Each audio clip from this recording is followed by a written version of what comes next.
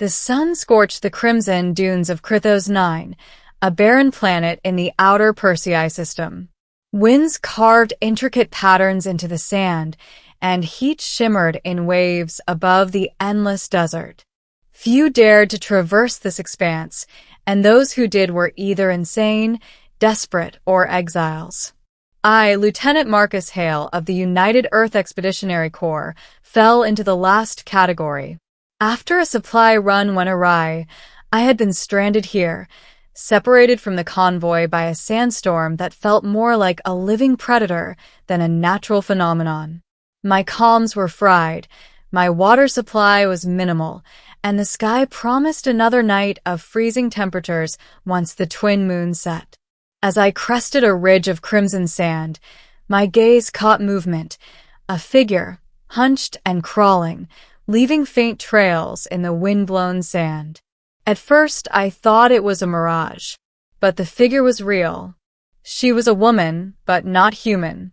Her skin shimmered like burnished silver, catching the dying light of the twin suns. Her hair flowed in the wind, not black or brown, but a cascading blue that seemed almost liquid.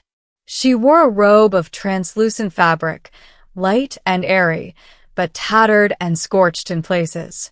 Her gait was weak, labored, as though every step drew her closer to the brink of collapse. Instinct that most human of impulses kicked in. I approached cautiously, hands raised. "Hey, are you okay?" She flinched at my voice, her eyes, iridescent, almost hypnotic, widened in fear.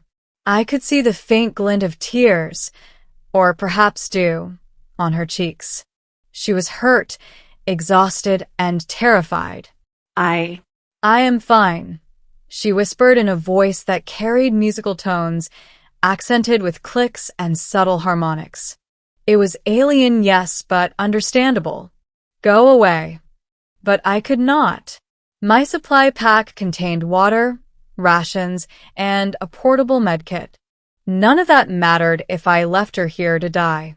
"You won't survive alone," I said gently. "I can help you." She studied me, hesitation and mistrust warring across her delicate features. Then, with a small, almost imperceptible nod, she allowed me to approach. Her name, she finally whispered, was Liara. Chapter 1.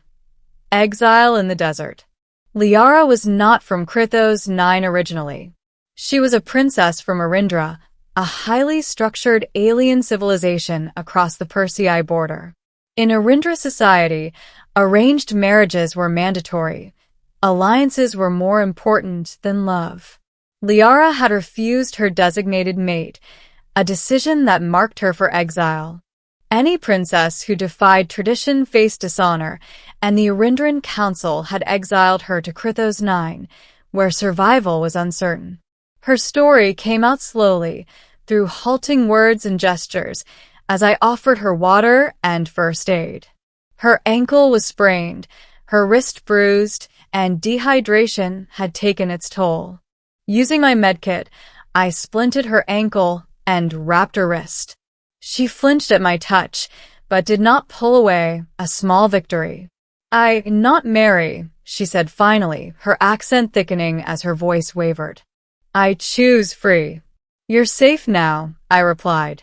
"At least until we can get you to shelter." But shelter was scarce. Krythos 9 had abandoned research outposts and derelict mining facilities, and even those were days apart. We set out together, me supporting her along the dunes. The desert tested us relentlessly. Scorching heat by day, freezing nights, sandstorms that ripped through our thin clothing like knives. Through the endless desert, I learned more about her culture. Arindrans were telepathic in limited ways. Liara could sense emotions but not thoughts. That explained her caution, the wariness in her gaze. Trust, she said, was precious and few humans or aliens were worth it. "I trust," she whispered one night as we huddled in the hollow of a dune. "Little only." "And that's enough," I said, smiling despite the biting cold. Chapter 2. The Shadow of Pursuit. We were not alone.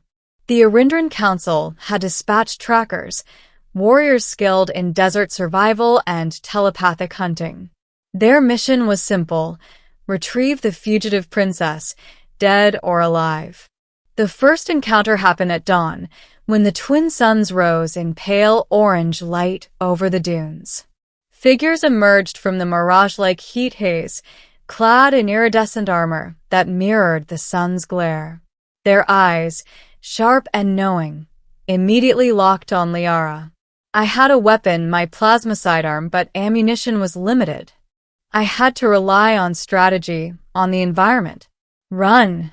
I shouted, grabbing Liara's hand. Her fingers were cool and strong against mine.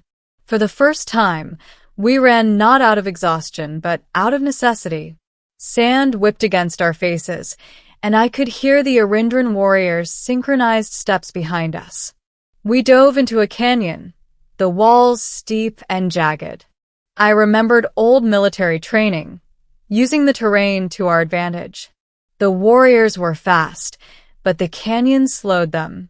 We scrambled over rocks, down ledges, and through hidden paths that only someone desperate and resourceful could find. Liara began to smile, faintly, as we moved. "Human clever," she said, almost teasing. Like clever. I laughed, though my breath burned. "Just following my instincts, princess." Chapter 3. The Oasis of Secrets. After 3 days of running and hiding, our journey brought us to a hidden oasis, a secret known only to desert nomads. Water glimmered in a crescent pool, palm-like flora shimmering despite the harsh environment. Liara's eyes widened in awe. She had never seen anything like it outside of Arindra's artificial gardens. We camped, our bodies bruised and exhausted, but the oasis offered some solace.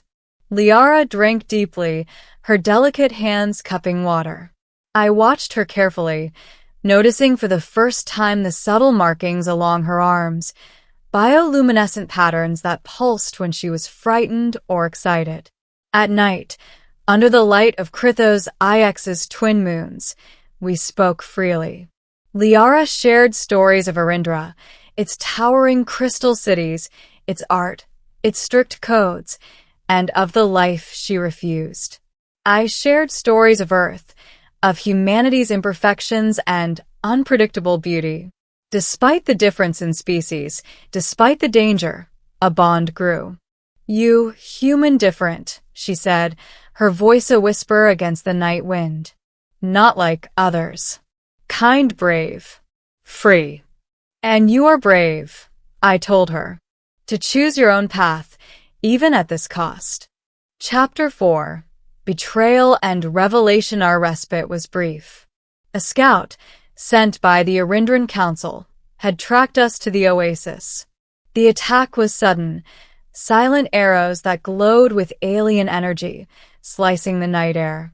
I shielded Liara, taking burns and cuts, but we could not hold them off forever. It was then that Liara revealed her secret. She could manipulate certain elements of the desert, a skill forbidden to all Arindrans outside royal duty. With a thought, she caused the sand beneath the attackers' feet to shift violently, swallowing their advance and buying us time. "Liara," I whispered, awestruck. "Why didn't you tell me?" "Trust not full yet," she admitted, her eyes softening. "But must survive. You help me. I help you." We fled once more, deeper into the desert, where ancient ruins lay hidden beneath the sand.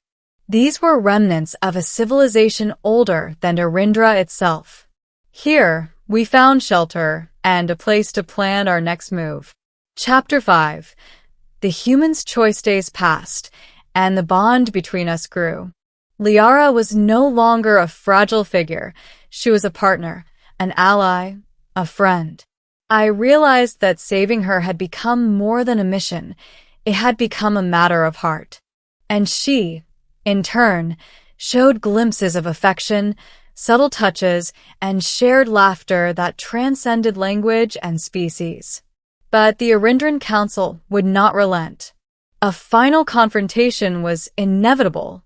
We prepared the ruins as a trap, using the environment, sand manipulation, and our combined knowledge to outsmart the pursuers. The battle was brutal. Arindran warriors attacked with energy lances and telepathic strikes. Liara used her powers with precision, while I coordinated our movements, setting traps and ambushes. Step by step, we wore them down, until the Council's forces realized they had underestimated both human ingenuity and Arindran defiance. In the aftermath, we stood among the ruins, bruised and bloodied, but victorious. Liara looked at me, her eyes glowing faintly under the twin moon's light. "You human," she said softly. "You save me. You not just body, not just life, heart too." "And you saved me too," I replied. "You showed me courage, love, and a future worth fighting for." Chapter 6. A new beginning. With the Arindran Council's forces scattered, we were finally free. Liara could not return to her people, at least not as a submissive princess. But she could choose a life with me if she wished. We left Krythos 9 together, navigating the stars to a distant, neutral planet. There, she could live free, and I could be by her side without fear. The journey was long, but our bond deepened with each passing day. As we looked out over the alien horizon, twin suns setting in a blaze of crimson and gold, Liara reached for my hand. "Human friend protector, maybe more?" I smiled. "I think more, Liara. I think more." And in that moment, in the shadow of two suns and endless possibilities, a human and an alien princess found something rarer than survival, freedom, trust, and a love neither had expected. The desert had cast her out, but together, we found a place among the stars where we truly belonged. With the Arindran Council's forces scattered, we were finally free. Liara could not return to her people, not without being forced back into a life she had rejected. But freedom was hers to claim, and she chose to claim it with me. We spent the first days after the battle recovering among the ruins of the ancient civilization. Liara's powers, once restrained by fear of punishment, now flowed freely. She taught me how to sense the subtle currents of the desert, the way wind and sand could be read like a language. In return, I showed her human tools, ways to navigate space, and the simplest things we often took for granted: cooking a meal, sharing a joke, laughing without fear. At night, under the twin moons, she would gaze at the stars.